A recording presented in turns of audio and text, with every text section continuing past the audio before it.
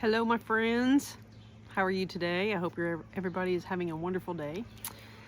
So today, I was thinking this morning about how we have control over our health simply through our thoughts. Every act and every thought is an act of self-definition, and I want to unpack that a little bit.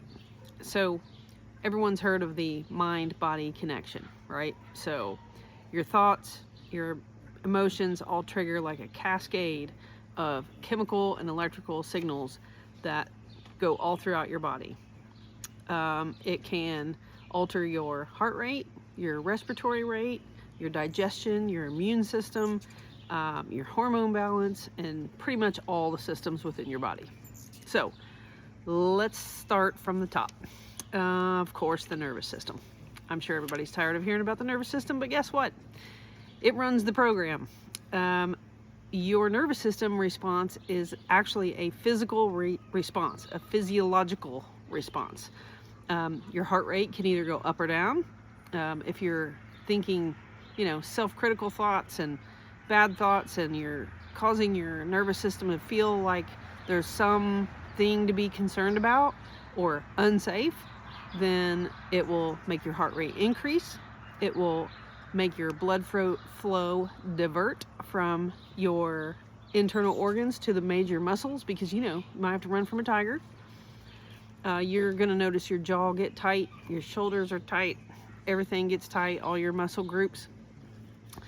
So negative thinking about your body and your health can keep you stuck on low level continuous survival mode, and you do not want that. If you're stuck there for a period of time, you'll end up with headaches, muscle pain, joint pain, digestive issues, and probably a whole host of other things that I didn't name there. What's the next system that's affected? That would be our endocrine system. Your thoughts command an internal conversation through chemical signals. That is your endocrine system. So they are the chemical messengers that run through your body, and when your brain says, hey, this is going on, then your gland somewhere sends a hormone somewhere to respond to that message. So when we are in stress mode, we get cortisol and we get adrenaline. These are stress-inducing or self-critical thoughts triggered, right? So it will flood your body with these stress hormones. Over time, it's going to slow your metabolism. It's going to cause fatigue. And check this out. It actually can alter your genes. Yeah, that's right. There's a thing called epigenetics. And that means epi is above, genetics, right? That's your genetics. That's your genes.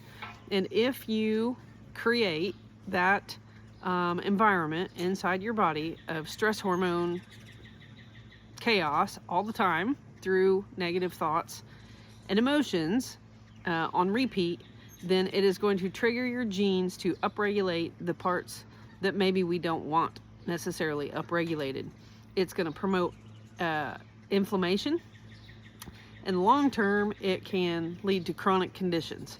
I personally have autoimmune disease, and guess how I got here? Yeah, that's probably a big part of it. Oxytocin and dopamine, on the other hand, if you're thinking good thoughts, if you're thinking happy thoughts, if you are feeling connected to a loved one, if you're enjoying something that's beautiful, or sitting on the deck petting your dog or your cat, these social connection signals inside your body release oxytocin. That's the feel-good chemical, right?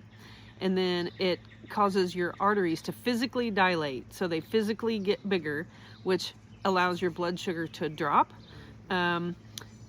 Simply leaning into gratitude can trigger that.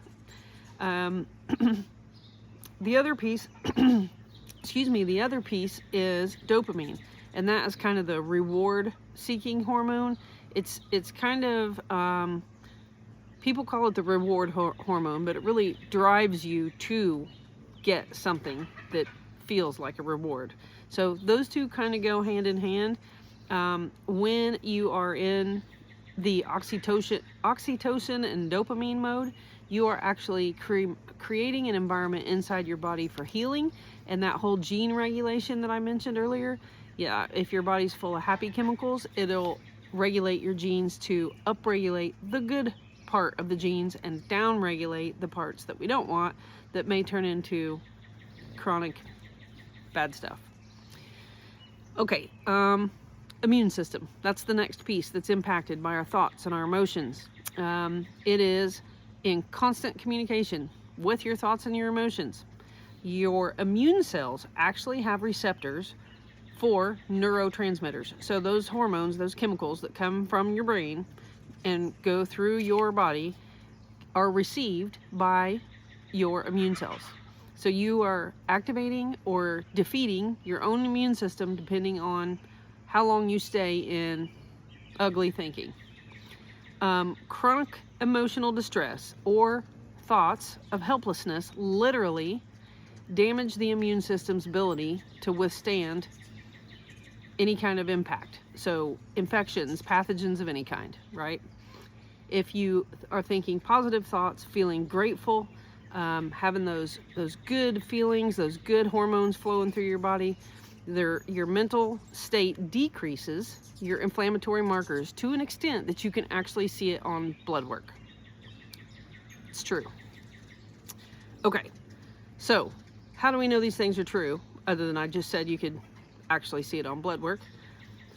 Think about the placebo effect. What is the placebo effect? It is literally the power of expectation and belief. If you believe that this treatment or this medication or this process is going to work, then your body, your brain, physically changes your biology to match what you think is going to happen. It matches your expectation. It matches your belief, right? Your expectations and beliefs that you hold about your physical health and wellness directly impact your outcomes. Did you know that they've actually done trials with this, where they put people under anesthesia with the assumption that they're getting knee surgery because, something's going on with their knees. And they take half of the people and they actually do the knee surgery.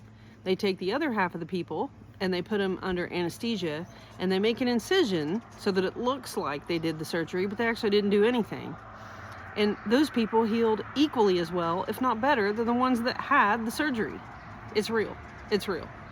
Your thoughts, your emotions can impact your health and your wellness and your healing beyond measure, like more than we would like to believe is true.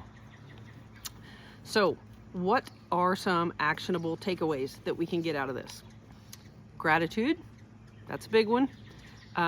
Daily, find some time to find gratitude every single day, even if it's just for a few minutes. Even if it's when you lay your head on the pillow at night, as you're going to sleep, think about all the things that happen in your day that you're grateful for, the things in your life that you're grateful for, and you'll go to sleep with a flood of positive chemicals going through your system. Great time to do that. Journaling, you can speak it out loud, you can just think it in your head. Gratitude is amazing, okay? Mindfulness, that's another one that you could practice even in the middle of the day. Just take a few minutes, sit quiet, just notice what you notice, right? A thought comes through, you let it float on by just like a cloud in the sky. No judgment, just notice. It's just being mindful. Mindful eating, mindful walking, mindful sipping your coffee, whatever it is, it just trains your brain to be less triggery, right? It literally rewires your brain if you do mindfulness or meditation long enough. But you don't have to sit there for an hour. Release judgment. That's kind of part of the mindfulness thing too, right? Things are not inherently good or bad. They just are. What is good or bad is the story we put on it. So we are meaning creation machines. We attach meaning to everything. And typically, the meaning we attach to something is because of something that we've experienced in the past, or something that we think could happen in the future. So we're really not even living in the moment. We're not in the here and now. We're not where our feet are, and yet we're overlaying meaning on top of things based on either something that's already long gone or something that hasn't even happened. 99% of the time, when we start making these predictions of what could happen, how it's going to spiral out of control, and oh my God, most of the time those things do not happen. So we're really just stirring ourselves up for no good reason. So try to release the judgment. Just notice what you notice, let it go, don't assign meaning to it. Or, my favorite, you can reframe it. You create the meaning. You assign it the meaning that you want it to have. So let's talk about some of that. Let's say I am sore this morning. My muscles are sore. I wake up kind of sore. So I can tell myself a story about how it's an autoimmune flare. Or I could tell myself a story about, yeah, I did some stuff yesterday, so I'm probably sore because my muscles are just recovering and, getting stronger every day. That belief serves me a lot better. Pain. What about pain? How about pain is actually regeneration happening? You can feel it. It's the nerves, it's the neurons, it's the connections, it's the growth, the tissue, the things reconnecting. Maybe pain's a good thing. Maybe pain is because you're healing. You're actively healing and you can feel it. Isn't that awesome? Good stuff. Food, you can look at food in a whole different way. So many people look at food with shame, right? Oh, I shouldn't have ate that. Oh, I can't believe I ate this whole thing. I can't have this or I can't have that. There's no can't. There is no can't, right? It's all just choices. And if you feel crappy about something that you just ate, then your body is not going to put it to its best use. So if you eat a treat and you eat something that maybe you shouldn't eat every single day, just enjoy it, savor it, love it. Look at it like you just gave yourself a little extra special treat. And yeah, we're not going to do that every day, but that was amazingly delicious, right? Just love it. Love it right into your system, and it will love you right back. The last one that I wrote down here was movement. A lot of people are like, I hate going to the gym. I hate getting out to exercise. I hate doing, blah, blah, blah. Don't look at it like it's a chore or like it's a box to check.